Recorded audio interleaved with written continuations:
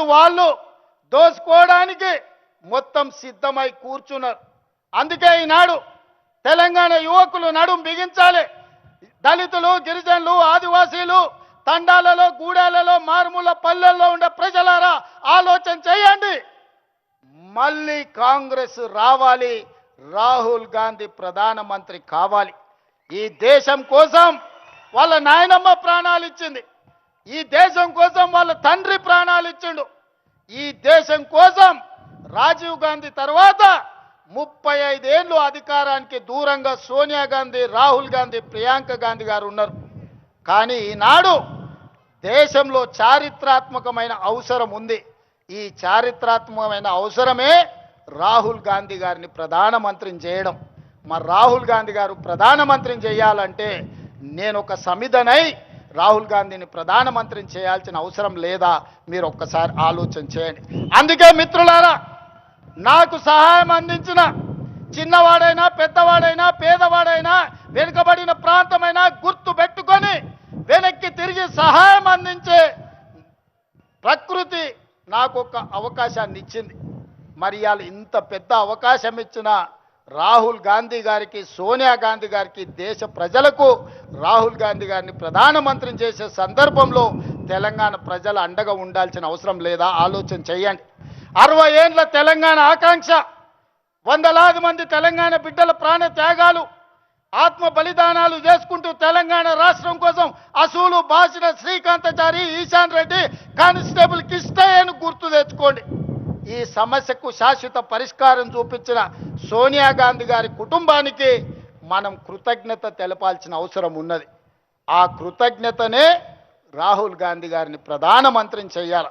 అందుకే మిత్రులారా, 2029 ఎన్నికల్లో నాతో నడవండి. మనందరం కలిసి నడుద్దాం.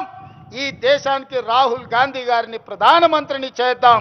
మీరందరూ అండగా నిలబడాలి. మీరందరూ అండగా నిలబడతామని మాట ఇస్తున్నారా? రాహుల్ గాంధీని ప్రధానమంత్రిని చేసే బాధ్యత ఈ మిడ్జిల్ నుంచే మొదటి అడుగు పడాలి. 1000 అడుగులు 1000 కిలోమీటర్లు నడవాలన్నా ఒక్క అడుగుతోనే మొదలవుతుంది. రాహుల్ గాంధీ గారిని ప్రధానమంత్రిని చేసే మొదటి అడుగు మిడ్జిల్ మండలం నుంచే పడాలి. మీరందరూ సిద్ధమేనా?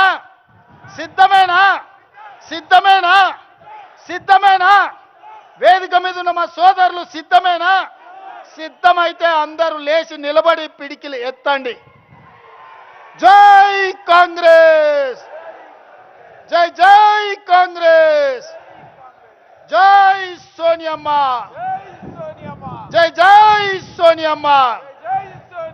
ధన్యవాదాలు మిత్రులారా.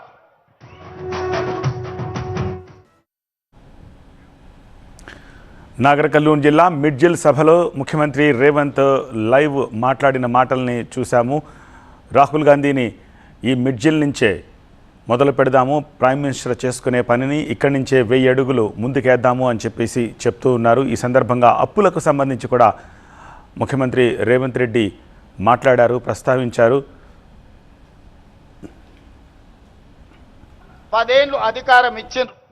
10 ఏళ్లలో ఆయన చేసింది ఇసుక దోపిడీకి అడ్డం పడ్డ నేరళ్ళ దళితులను లారీలెక్కి తొక్కిచ్చిండు. పండించిన పంటకు గిట్టుబాటు ధర అడిగితే ఖమ్మం జిల్లాలో గిరిజనులకు బేడీలేసి జైల్లోకి తీసుకెళ్ళాడు.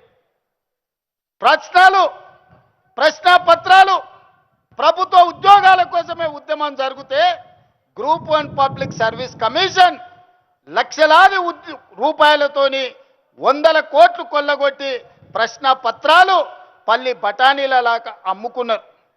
ఇల్లు ఇయ్యలే, పెన్షన్ ఇయ్యలే, నిధులు ఇయ్యలే, నీళ్ళు ఇయ్యలే, నిరుద్యోగ యువకులకు ఉద్యోగాలు ఇవ్వలే.